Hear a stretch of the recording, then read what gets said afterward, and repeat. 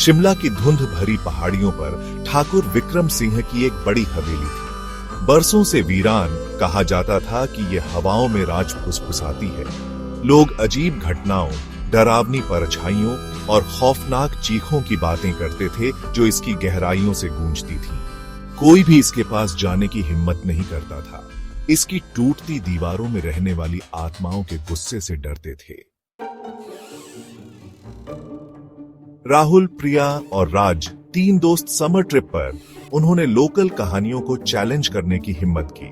कहानियों से इंट्रीग्ड और उन्हें अंधविश्वास समझकर उन्होंने हवेली में एक रात बिताने का फैसला किया। टॉर्चेस और अपनी जवानी के जोश के साथ उन्हें इंतजार कर रहे खतरों से अनजान, उन्होंने पुराने जंग लगे दरवाजों को पार किया। जैसे जैसे शाम ढलती गई, हवेली आहें भरती और चरमराती हुई जिंदा होने लगी। हवेली के अंदर की हवा सड़ांध और एक अजीब सी दहशत से भरी थी। हवा का हर झोंका उनके नाम फुसफुसाता सा लग रहा था। जैसे ही उन्होंने धूल भरे कमरों को एक्सप्लोर किया, उन्हें एक प्रेजेंस महसूस हुई, अनदेखी लेकिन अनडिनायबली रियल।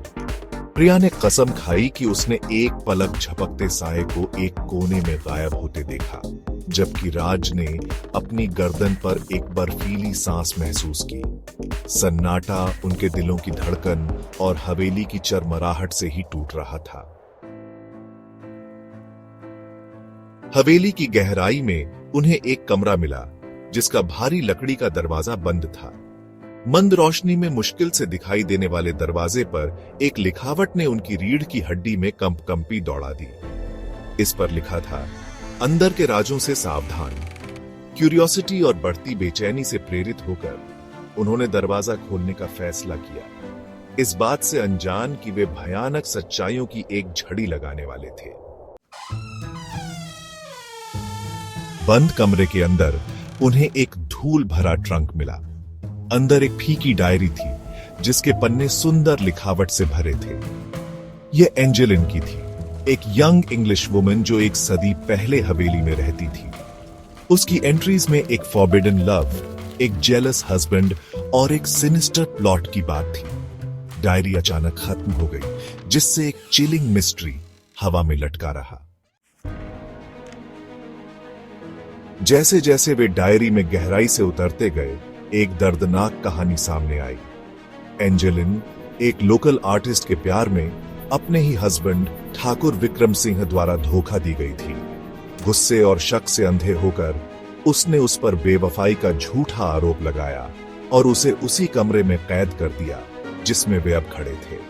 एंजेलिन विश्वासघात को सहन करने में असमर्थ, उसने अपनी जान ले ली।